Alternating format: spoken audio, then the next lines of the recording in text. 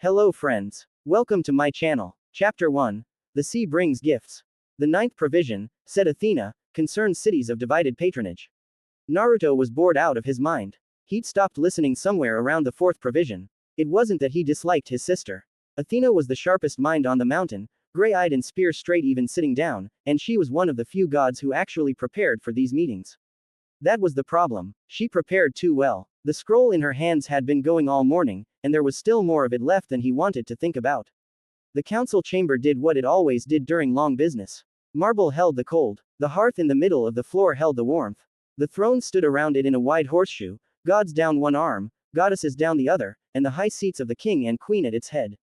Hestia sat beside the fire with her hands folded, small and warm and dressed plainer than any queen of anything, listening to every word like each one deserved it.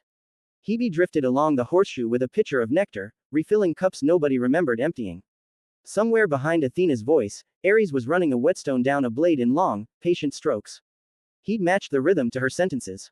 Naruto was pretty sure that was on purpose. So he passed the time the way he always did when council ran long. He listened to the room, though not to the voices. He listened to the loves. It was an old habit, older than his manners. Every heart on the mountain sang in its own key, and if he let his attention drift, he could hear all of them at once. Apollo was in love again, a mortal this time, a lyre player from one of the coastal towns, and the whole business was 3 days old and already had the reckless brightness of a grass fire. Hermes was carrying 3 loves at once, which was normal. All 3 knew about each other, which was new. Naruto made a note to ask him how that particular arrangement had been negotiated. No, not that word. He caught himself even in his own head these days. How that arrangement had been negotiated, he amended, and moved on. Ares loved war. That was the entire inventory. It was also, Naruto had to admit, the most faithful love on the mountain. Hestia loved the hearth and everyone near it, steady as banked coals. Standing next to her felt like standing in a doorway with bread baking somewhere behind it. And set a little apart from both arms of the horseshoe, in a pool of its own shadow, on the 13th throne, the one Naruto had argued into existence over the objections of nearly everyone, his eldest uncle loved order. Hades would deny that under oath. He sat there pale and still and unimpressed, in robes the color of the space between stars, and he loved order the way misers love gold. Every soul ledgered, every debt honored. His kingdom below ran to a standard the kingdom above had never once met, and Naruto liked visiting him. Few did, but the underworld was full of his own business, old love, finished love, love that death hadn't ended so much as archived, and Hades kept all of it forever and pretended not to be pleased. That somebody finally noticed. His parents sat above it all on their paired thrones, and their love was what it always was, an old rope, frayed in places anyone could see and holding in places nobody could explain. And across the floor, on the far arm where the goddesses sat, the hunt slept inside his sister Artemis. What she carried wasn't passion. It was something cleaner, the love of sworn sisters around one fire, with her at the center of it, keeping it. She sat her throne the way hunters sit a ridgeline, comfortable and coiled at once. She caught him looking. Her eyes flicked to Athena, then to the scroll, then back to him, and her mouth shaped 2 words with no sound behind them. Your fault. He put a hand over his heart, wounded. It was, in fairness, his fault. There'd been a solstice, back before the harbor accords, when Poseidon and Apollo came to actual blows over the order of business. The business itself never got reached, and half of Attica flooded out of pure spillover. So Naruto had proposed a simple thing. An agenda, items listed, items followed, grievances filed in advance. The fighting at council had all but vanished. The meetings had also tripled in length. The family had never forgiven him for either. You're welcome, he mouthed back. Artemis looked away. He'd known her his whole life, so he saw the corner of her mouth lose the fight. And therefore, Athena continued, in cities where 2 patrons hold competing claims, tribute shall be apportioned by the arbitration panel described in the 6th provision, pending review. No. Quote. The whetstone stopped. Half the chamber sat up. Poseidon hadn't risen from his throne, but he'd come forward in it, black-bearded and weathered as a harbor stone, and the butt of his trident came down on the marble with a crack that rolled around the dome like distant surf. The harbor city on the isthmus is mine, said the sea god. It has been mine since its first fisherman pulled his first net. I will not have its tribute apportioned by a panel. The city built a temple to me on its high hill, Athena said, without looking up from her scroll. Its assembly votes under my laws. The provision addresses exactly this. The provision, Poseidon said, was written by you. Someone had to write it. You were busy sulking in a trench. The salt came into the air first. That was always the warning with his uncle, the smell of a beach before a storm. On the highest throne, Zeus stirred, storm-bearded and mountain-shouldered, and opened one eye. It was the eye he saved for judging whether a problem would fix itself or need thunder. Naruto sighed, sat up, and did his job. Uncle, what does the city call its harvest festival? Poseidon's glare swung to him and lost some of its weather on the way. The Feast of the Deep. And its law courts, sister. Who do they open in the name of? Me, said Athena. So the city already split you, Naruto said. It did it generations ago and never asked either of you. The sea feeds it and the law shapes it, and it knows the difference. Let the tribute follow the same line. The sea's harvest and the harbor to him, courts and craft to her, and the high feast alternates. 1 year the fish, 1 year the owl. They'll argue about whose year threw the better feast, and that argument will keep them too busy to have a real one. Quote, silence held while two of the proudest beings in creation looked for the insult in it and found none. The feasts will be finer in my years, Poseidon said at last, and settled back into his throne. They will not, said Athena, and made a note on her scroll, which was as close to a treaty as those two came. Up on the high thrones, his mother was looking at him. Hera at council was Hera carved. The tall crown, the folded hands, dark hair in ordered waves, a beauty with architecture to it, Riga. Elle passed the point where regal becomes a warning. She didn't smile at council. But there was a warmth in her stillness that he'd learned to read before he learned to walk, and it said, plain as words, that one is mine. Love was the heart of his portfolio, but the edges of it ran wide, and moments like this lived out on the edges. Family. Fatherhood, which had made watching his own father a lifelong education. The small justice that lives between people, older and stubborner than any law Athena could draft. Loyalty. Heroes, of which the mortal world had so far produced promisingly few. And the keeping of promises, which was where all of it met. Every domain he held came down to the same work in the end. Things that could be sworn, and then had to be kept. An isthmus deal was a small thing. It was also 2 proud oaths that would now hold, and holding was his whole business. He settled his chin back onto his fist. Peace was restored, and too many provisions remained. Athena rolled the scroll closed. The snap of parchment woke Apollo, who'd been asleep with his eyes open for the better part of an hour. He straightened with the smooth confidence of a god pretending he'd heard every word. Strongly agreed, he announced. There's one further matter, Athena said. A personal one. That got the room in a way 9 provisions hadn't. Athena didn't have personal matters. She had positions, and campaigns, and a memory that made grudges look like architecture. She did not stand before the full council and call anything personal. She set the scroll on her throne. She crossed the great floor, past the hearth, and stopped before the highest throne, and Naruto watched his father go from bored to wary in the space of her 10 steps. Father, said Athena, your blessing. For what? Zeus asked, in the tone of a king who'd learned that questions asked from that spot on the floor are never small. Athena reached up and laid her hand on the king's head. It was the old gesture, the one from the old oath, and every god in the chamber who knew the shape of it went still at once. Hestia rose halfway from her seat by the hearth, not in alarm but in recognition. I swear, Athena said, and her voice carried to the dome without effort, upon the head of my father and by the river that binds us all, that I shall remain a maiden all my days. No husband, no suitor, no claim, my works shall be my children and my aegis shall be my house, from this day until the last day. The words did not echo, oaths like that never did. The chamber swallowed them whole, and somewhere beneath the mountain, or beneath the world, something vast and patient wrote them down. Naruto felt it happen. That was the part no other god in the hall could have explained. To the rest of them it was ceremony, solemn and binding, a thing that happened in words. To him it was a door. Somewhere in the great house of his domain, where every heart he'd ever touched kept a room, a door. He'd never once opened swung shut. A lock turned. The corridor behind it went dark. It was not cold and it was not dead, it was simply closed, complete, and forever out of his keeping. He'd felt that happen only once before, long ago, from a hearth. Zeus stared up at his favorite daughter. He'd governed the sky for an age, and none of it helped him govern this. You are certain, he said. It wasn't really a question. I have never been anything else. Quote, right, said the king of the gods, faintly. Apollo leaned toward Hermes. Did I miss a wedding? The opposite, said Hermes. Athena took her hand from her father's head, bowed to the exact degree protocol required and not one hair further, and walked back across the floor. She didn't look at the council as she went. She looked at one person, for one measured moment, on her way past the high thrones. She looked at Hera. The queen of Olympus hadn't moved through any of it. Her back was straight, her hands were folded, and her face was the face on her temple statues, serene and sovereign and carved. Only her knuckles had gone pale where her fingers laced together, and only someone who'd spent his whole life reading her would have caught it.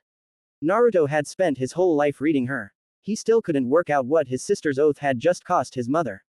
Hera's gaze left Athena, crossed the hearth, and rested on Artemis for the length of one breath. Then it moved on. The queen's face gave back nothing at all, and Zeus raised his hand to end the interminable mourning. If there is no further business. The light changed. It came through the doors, which were closed, which was the first impossible thing. The second was the wind. It slid into the chamber low and warm and from the west, though no window in the great hall faced west, and it carried the smell of the sea. It wasn't Poseidon's sea, not depth and salt and cold patience. It was the top of the sea, sunlight on foam, and underneath it, faint and everywhere at once, roses. Every god on the mountain felt something in that moment. Later, at the feast, they'd argue about what. What Naruto felt was pressure. He'd worn his own presence loosely for as long as he could remember. A god of love walks into every room ahead of himself. Wanting pulls toward wanting, and hearts lean the way flowers lean, so he'd learned before his first century was out to fold all of that down and carry it close, a sun banked to an ember, out of courtesy. It had been so long since anything pushed against the fold that he'd forgotten the feeling. Something was pushing now, something warm and immense and in no hurry at all. It came through the closed doors like dawn coming over a ridge. His own power rose off its banked coals without asking him, and for the first time in centuries, the god of love sat in a room and felt another sun. The doors opened. XXX. The first thing she knew was light.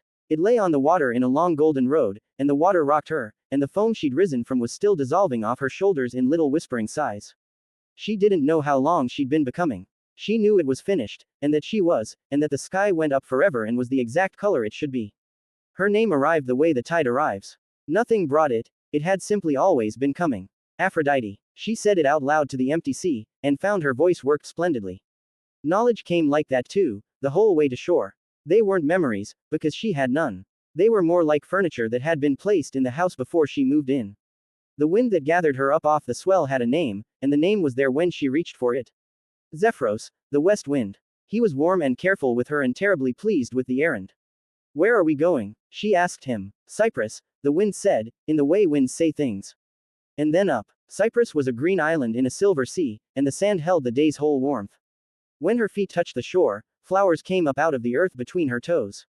She stopped and watched them to it. Anemones, and cyclamen, and small white things with no name yet that turned their faces toward her like a crowd of children.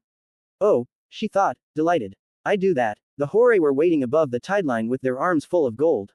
They were sisters, that much was obvious at a glance, with ribbons in their hair the colors of green seasons.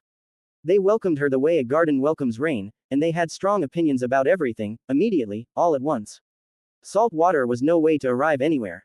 The gods were assembled this very morning, which was either terrible timing or perfect timing, depending on which sister you asked. And she was not walking into the halls of Olympus without being dressed, adorned, and armed. Armed? Aphrodite asked, lifting her arms as heavenly cloth went around her. Gold, said the eldest of the Horae, as if that settled it, and it did. They worked on her the way weavers work, all hands and chatter. A crown came first, worked fine, warm from the sun or from them. Then came flowers of orichalk and good gold at her ears, and necklace after necklace over her collarbones until she wore a sunset's worth. Through all of it they talked, and she drank the talk down like a woman who'd been thirsty her whole life. Given that her whole life was one morning old, she had been. They told her about the family, the Thunder King and the Queen his wife, the sea and the smith and the twins of the bow, wise eyes. And the trickster and the war-glad one, and the pale lord who ruled everything under the world and almost never came up for meetings but had a throne all the same. Around the names, Aphrodite began to build the shape of the house she was walking into. And the youngest, said the second sister, in the voice people save for the best part. The one the stories are about. All the stories are about all of them, said the third.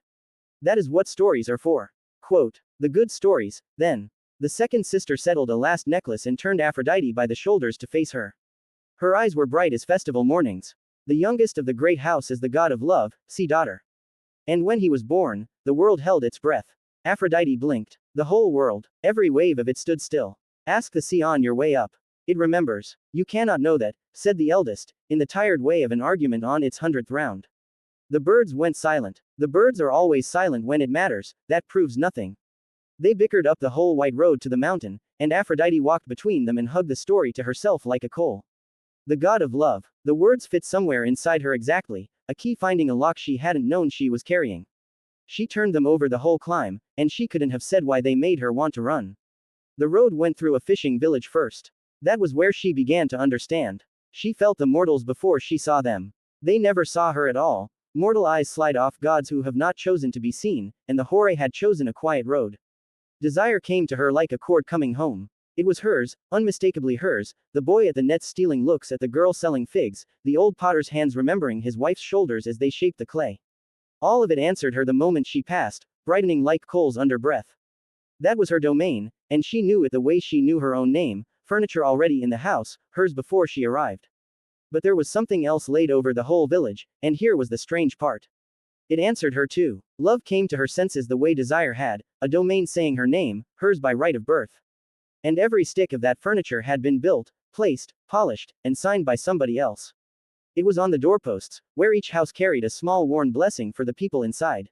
It was in the vows. She could feel them, old and holding, work that had been built to bear weight and was bearing it.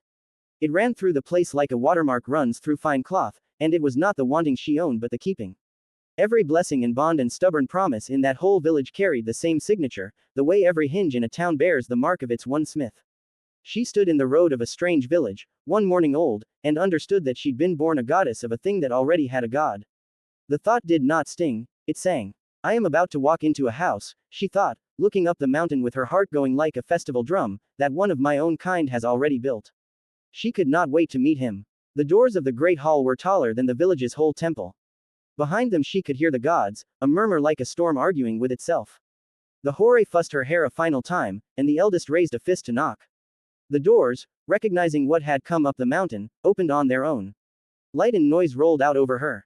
Every face in the vast bright chamber turned, and the wanting hit her all at once. She'd thought she knew her domain, after the village. She'd known a chord. This was the whole instrument falling down a staircase. Desire came off every throne, sharp and sudden and loud, a dozen immortal hearts kindling at once like a dry hillside, and none of it, not one thread of it, had anything to do with her at all. It was about her face. It was thin as foil and loud as brass, and she stood in the doorway of the house of the gods and heard the whole hall wanting, and underneath all that noise, she almost missed it. Almost. Underneath the brass there was something deep and slow and folded down small, like a sun trying to be a candle out of politeness. It wasn't aimed at her. It wasn't aimed at anything. It was simply there, in one heart on the far side of the hall, going down and down past where her senses sue. LD follow. It was more love than the whole village had held. More than the whole road. More than everything she'd felt since the foam let go of her, all of it together, and it didn't even seem to be trying. Her eyes had already found him. Golden-haired, still seated while half the hall rose. He looked young for a room like this, and easy in it, built through the shoulders like someone made for work rather than display, and the light pooled on him a shade warmer than it pooled anywhere else, as though his son kept a small private account there. He was watching her come with the wide open stillness of a man watching weather arrive. Oh, thought the goddess of love's other half. There you are. XXX. The eldest of the Hore stepped through the doors ahead of her and announced her to the hall in the high herald's cadence. Naruto heard maybe every third word of it. Quote. Aphrodite. Born of the sea, adorned at Cyprus, come to take her place among the deathless. Quote. She came into the light like the light had been waiting for her. He would think, later, that the strangest part was how quiet his own mind went. He was the god of love, beauty was his sister domain, his in-law, the thing his work wore on feast days. He had blessed 10,000 faces that their beholders found more beautiful than sunrise. He had thought himself professionally unsurpassable. And no two gods in the hall saw the same woman. He felt it happen, the way he felt everything that moved near his domain. Her beauty went out of her like heat off a forge, and it did something clever at the last instant. It asked. It arrived at every watching heart with a question, what is perfect, and then it was, obligingly, the answer. He watched it work its way down both rows of thrones. Apollo's breath caught at something made of noon. Whatever stood in the doorway for Poseidon had the sea's own walk. Hermes leaned forward at something quick and laughing that probably owned faster sandals than his. There were a dozen gods and a dozen perfections, and every one of them was a mirror wearing a crown. Only 2 thrones stayed dark to it. The smith's, because Hephaestus wasn't looking at her at all. And the black seat in its shadow, because nothing impresses the lord of the dead that has not first died. Then the question arrived at Naruto's own heart, courteous as a knock. What is beautiful, god of love? He set it aside, because he did not want his answer. He'd carried it a long time, and it lived far from this hall, and he was not going to let a stranger's glamour wear its face. What he wanted was smaller and stranger than that. She'd crossed the whole sea to stand in this doorway. Somebody in this room full of mirrors ought to actually see her.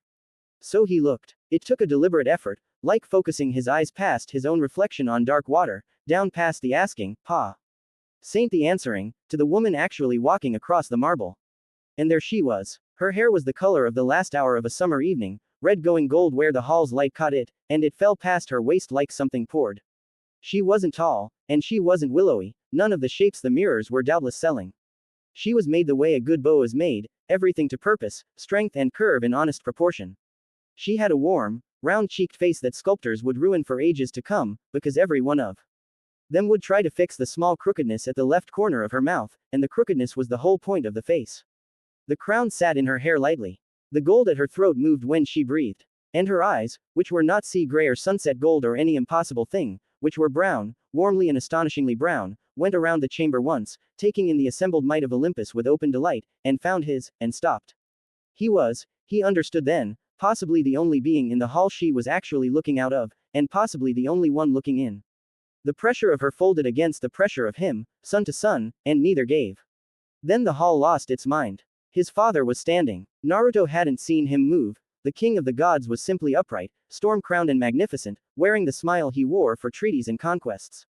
Welcome, Zeus said, in a voice like the good side of thunder, to my hall. Hera's eyes hadn't left her husband since the doors opened. Sea-born, Poseidon was up too, trident planted, and the word was a land claim. She rose from my waves. Whatever welcome she is owed, brother, is mine to give. My halls. Your halls are wet, said Zeus. Or older than yours. Him, Apollo announced, to no one, fingers already moving on invisible strings. No. Ode. Gold crown. Dawn crown. Does anything rhyme with Orichalk? Hermes was somehow already at the foot of the dais near her, having crossed 40 paces of marble without appearing to use any of them. Lady. The mountain is confusing for newcomers. As official guide and herald I am prepared to offer a comprehensive tour, beginning with the features of my own. You have never officially guided anything in your existence, said Apollo, breaking meter. I am the god of roads. All tours are mine by right. The wanting in the room climbed as they squabbled, brass on brass, and Naruto sat in the middle of it with his jaw going tight. He knew love the way Hephaestus knew heat. He'd spent his whole existence in its every room, from the shy first spark kind to the grown broken in kind that outlives beauty and argument and death. He knew its weight and its grain and the sound it made under strain. There was none of it in this hall, not one dram. What filled the chamber, throne to shining throne, was hunger with good manners, and the manners were slipping. The matter is simple, Poseidon was saying, louder now, and the salt was back in the air, stronger than it had been for the isthmus. She is of the sea. The sea is mine. Let her sit in my court, and let any who dispute it say so with something other than words. She stands on my mountain, said Zeus. Overhead, in a hall that had no sky, something rumbled anyway. She could sit in the sun's court, offered Apollo, which is prettier. Or keep moving, said Hermes, which is more fun. Or, said Ares. Everyone looked at him. The war god had risen, arms crossed over a chest like a shield wall, and he was grinning. The grin wasn't aimed anywhere near the goddess in the doorway. It was aimed at his father and his uncle, at the salt in the air and the thunder in the vault, at the beautiful shape of the brawl assembling itself in front of him. Don't stop on my account, Ares said. This is the best council in decades. Sky against sea, poetry against theft. I will referee. He cracked his knuckles. Badly. Brothers. Hestia had risen by her hearth, and her voice was the warm voice that had settled 1,000 family dinners. For the first time in Naruto's memory, the hall walked straight past it. The hearth fire guttered like the room had pulled the breath away from it. From the black throne in its pool of shadow, Hades watched two kings square up over a stranger's face. When he spoke, it was to nobody in particular, in a voice like a ledger closing. The dead, he observed, wait with more dignity than this. Nobody in particular listened. The trident's points came up off the marble by a hand's width. Between his father's fingers, white light was gathering itself into a familiar and terrible shape, casual as a man picking up a walking stick. The two eldest sons of Kronos measured each other across the floor of the house they'd built together, over a stranger neither had spoken 10 words to. They'll actually do it, Naruto realized, wonder and disgust arriving together. For a face they've known for 50 heartbeats, they'll crack the mountain. He was moving before he decided to, rising, breath in, the mediator's voice already loading. It was his job. It had been his job since the agenda, since before the agenda, the youngest son with the level voice who found the shape of the deal. He'd ended feuds with more history and less fire than this one, and everything that mattered was 10 steps from open war, and his mother was already on the floor. He hadn't seen her leave the throne. Nobody ever did. Hera didn't descend so much as she arrived, and she arrived now at the exact center of the great hall, beside the guttering hearth, in the space between the bolt and the trident, and she said, without raising Her voice at all. Sit down. The hall obeyed before it thought. Thrones received their gods. The light between Zeus's fingers unmade itself with embarrassed haste. Even the salt fell out of the air, and Poseidon grounded his trident and had the grace, seas be praised, to look somewhere else. Hera stood in the sudden ringing silence and looked around the chamber at each of them in turn, the way mothers look at a broken pot when every child in the house swears the wind did it. Kings, she said, archers, poets and travelers and lords of the deep. Her voice never rose. It never needed to. The pride of creation, assembled. And 1 minute with a lovely face in the doorway as the distance between this council and civil war. Quote. Nobody answered. Apollo studied the ceiling. Hera turned from her sons and her husband and faced the doors, and her whole manner changed keys. The next words were the queen's formal welcome, warm as an open door. Child, come in. You have crossed the whole sea today, you should not have to stand in a doorway at the end of it. Aphrodite came down the shining floor with the horay trailing her like a season, and Naruto watched his betrothal walk toward him with absolutely no idea that that was what it was. You are welcome on Olympus, Hera said. I am Hera. This mountain answers to my husband, and my husband answers to me, though he requires reminding. Distant thunder rolled, convincing no one. You are beauty, child. Quote. And desire, said Aphrodite. Her voice was warm and clear and entirely unafraid, a voice 1 morning old that had already decided it liked the world. And pleasure, I think, though I have not had the chance to check. She paused, and then, as easily as a person mentions their own name, and love. The word changed the room. All down the horseshoe, heads turned, from the newcomer to the youngest throne and back again, gods doing sums. The mountain had kept one god of love for as long as it had kept him. The sea had just delivered a second. Somewhere behind Naruto's ribs, something that had been braced all morning braced harder. Hermes made a small noise and converted it into a cough. Beauty, desire, pleasure, Hera said. And love. She walked a slow half circle around the newcomer. She wasn't inspecting her. She was presenting her, to a room full of buyers who had already embarrassed themselves. Sea born and heaven crowned. Do you know what you are, child, standing unwed in a hall of kings? Aphrodite considered the question honestly. New, she said. A war, said Hera, that has not yet picked its battlefield. Quote. She let that sit. She looked at her husband, and at her brother-in-law, and at the scorch of ozone still fading from the air, and nobody in the chamber was fool enough to call it unfair. Beauty without a house is a torch in a hay barn, the queen went on. Not through any fault of the torch. Through the nature of hay. You will be wanted, child, every hour of your existence, by gods and men and things older than both, and their wanting will burn down everything it touches. This morning it very nearly started with my family's roof. She turned back to Aphrodite, and her voice softened without losing 1 degree of iron. Unless the wanting has somewhere to stop. A threshold, a hearth, a house with your name on it, that all the world can see, and seeing it, despair, and go home. You are describing marriage, said Aphrodite. I am the goddess of it, said Hera. I describe nothing else. And marriages, child, are mine to make. The word went through the hall like weather changing. Heads came up all along both rows of thrones. Apollo and Hermes traded the look of men calculating odds. His father's expression flickered through hope and landed on caution. The whole room leaned forward, and still, even then, Naruto didn't see it coming. In his defense, no one ever saw his mother coming. That was rather the point of her. There is a god on this mountain, Hera said, whom the sight of you did not turn into a rival or a fool. A god whose domain is not the wanting of you, but the keeping. You felt it yourself, I think, the moment the doors opened. Her eyes rested on Aphrodite's, and something passed between the two women that Naruto couldn't read. Later he'd understand it had been confirmation. You are love, child. So you already know what I am about to tell you. You are love as it arrives. The spark, the storm, the falling, glorious, and blinding, and impossible to refuse. She turned. The whole hall turned with her, and every eye came to rest on him. My son is love as it remains, said Hera. Naruto. The god of love. The silence had a texture.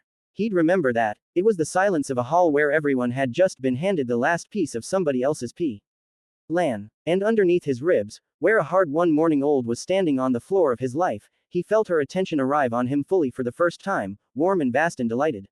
Love wed to love, his mother said, to the hall now, her voice gathering the ring of proclamation. The spark in the hearth. The arriving and the remaining, under one roof, in one house, at one fire.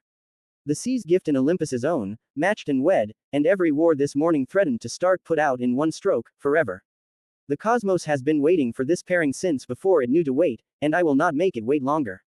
She looked up at the highest throne. Husband, speak against it if you can. And Zeus, king of the gods, lord of the sky, who 10 breaths ago had been assembling a thunderbolt over this Uri, woman's newest quarrel, looked at his wife with the naked relief of a man watching someone else carry a mountain off his back, and said, "The council recognizes the wisdom of the queen." "Of course it does," said Hera. Poseidon opened his mouth. He held it open long enough to realize he'd be arguing against the goddess of marriage on the subject of marriage, and closed it with dignity. Nobody asked Naruto anything. He noticed that with a strange, floating clarity, the way you notice the color of the sky right after a fall and right before the pain. His mother had proposed. His father had ratified. The sea had conceded. The entire negotiation had crossed the great hall of Olympus at full sail without once touching the throne where the groom was sitting. Nobody, he registered a heartbeat later, had asked the bride either. "Yes," said Aphrodite anyway, from the middle of the floor, luminous, to a question no one had put to her. Ha! Ares's laugh went off like a shield dropped on stone. The war god was up again, and crossing to him, and then a hand the weight of a boulder landed on Naruto's shoulder and stayed there. "Congratulations, little brother." His grin filled his whole scarred face, and his eyes. Naruto had sparred against that grin his entire life and knew every one of its meanings, and this one meant Ares had watched the trap close on somebody else's leg and found the morning perfect. He leaned in, dropped his voice to what he sincerely believed was a whisper, and said, "You should see your face. Get off me. The wedding will include a tournament." Ares straightened and announced it to the chamber at large. "That is not a request. I will draw up brackets." He clapped Naruto's shoulder once more, hard enough to stagger a lesser mountain, and went back to his throne. From that breath onward, the god of war never looked at the bride again. Artemis said nothing at all. No one thought to look at her, so no one saw whatever her face did. Athena, from her throne, studied the queen of Olympus the way she studied maps of wars not yet fought, and put her conclusions away unspoken. And Aphrodite crossed the last of the floor to him. She walked like the light was carrying her train, and she stopped before his throne, close enough that the warmth came off her skin like noon off stone. She looked up at him with those eyes the hall had nearly burned for, the brown eyes that no one else in it was seeing, and Naruto looked back and understood, with a sinking heart, that every terrible thing about this morning was about to get worse, because there was no cruelty in her anywhere, no hemming and no appetite. She looked at him the way the flowers on Cyprus had looked at her. She was glad, and that was the whole of it. Glad, and new, and sure. "I walked through a village on the way up your mountain," Aphrodite said. Her voice was pitched for him, but the hall was silent enough that it belonged to everyone. Every door had a blessing on it. Every marriage in every house was holding. There was a fisherman mending nets who has loved the same woman for 40 years, and the love is in better repair than the nets. She tilted her head, and the gold at her ears caught the hearthlight. "All of it one craftsman. All of it signed. And it answered me, all of it, because it is my domain too. I stood in that road, one morning old, and found out I had been born a goddess of something that already had a keeper. Do you know what that feels like?" "No," said Naruto, honestly. "It feels like being told you have a family," she said, "before you have even met them." A ripple went down both rows of thrones, and it was not shame this time. "And then I walked into this hall," she went on, "and half of heaven started shouting about my face." A ripple of shame went down both rows of thrones and was ignored. "But you didn't," she said. 3 hearts in this hall stayed quiet when the doors opened. 2 of them were simply elsewhere. Yours was quiet the way deep water is quiet, and I could feel it under all of that noise. Like finding the sea under a storm. Her voice dropped, and what came into it wasn't flirtation. It was awe, plain and unhidden, the awe of a newborn goddess reporting a discovery to the only person alive who could confirm it. "I am one morning old. I have felt every heart between the tideline and this floor, and my senses are the newest and cleanest things on this mountain, so believe me when I tell you what I know. If I searched the whole of the cosmos for 1,000 years, every star of it and every shore, I do not believe I would find one heart carrying even a fraction of the love that is sitting in front of me right now." Quote. The hall sighed. Somewhere to his left, Apollo put a hand over his heart, already composing. She was right, and that was the whole, precise, unbearable shape of the thing. Her senses were one morning old and flawless. She'd walked into a hall of hungry gods and read the only true heart in it truly, and now she stood in front of the ocean she'd found, glowing with her own rightness, and she'd made only the one error, and it wasn't an error of measurement. It did not occur to her to ask who the ocean was for. The pressure of her presence lapped against his, sun against banked sun, warm as a held breath. She raised her hand between them, palm down, graceful as if she'd practiced, though there hadn't yet been an afternoon in her life to practice in. It was an offered hand, the oldest gesture in his domain. Around the hall, the family watched. His father was beaming. His mother wore the deep, immaculate stillness of a queen whose every piece has arrived on its square. Protocol had a shape, and the shape had a next move, and everyone in the chamber knew what it was, and every one of them was watching him. Naruto rose from his throne. He was the god of love. He had blessed 40,000 weddings, and he knew exactly what his face was supposed to do, and it did it. Welcome to Olympus, Lady Aphrodite, said the youngest Olympian, and took her hand.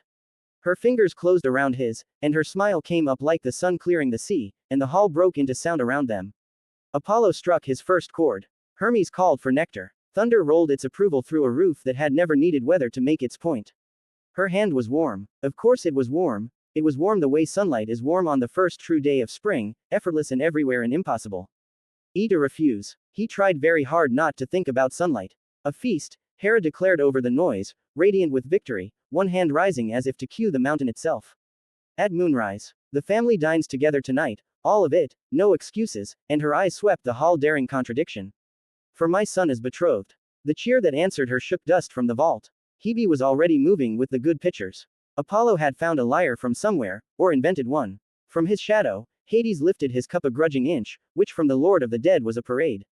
The Horae descended on Aphrodite in a flurry of ribbons to begin planning something, everything, and she laughed at the center of them, bright as struck gold, her hand still in his. The sound of her laugh was the single most beautiful thing the hall had heard in an age, and the hall had very good ta. Saint. The god of love stood in the middle of his own betrothal feast assembling itself, wearing the smile he wore for councils, and said nothing at all. Across the hearth, one god was not celebrating. Hephaestus hadn't spoken since the doors opened. He hadn't risen with the others, or argued, or laughed. Soot dark and mountain built, he sat by the fire's light with his scarred hands at rest on his knees, and he was not looking at the bride. He was looking at his little brother. And he did not look away. Far below the mountain, the sea went on shining, pleased with itself, tumbling its foam against the shore of the world in long white rows like a crowd that cannot stop applauding. It had no idea what it had done. XXX. So. New FIC. Naruto is the god of love, youngest son of Zeus and Hera, and Aphrodite just walked out of the sea and straight into a betrothal nobody asked him about. Nobody asked her either. She said yes anyway. Hera saw a war starting and ended it the only way Hera knows how. Efficient woman, terrifying woman. Yes, Hades has a throne in this Naruto talked Zeus into it. You're welcome. Thanks for watching, like and subscribe.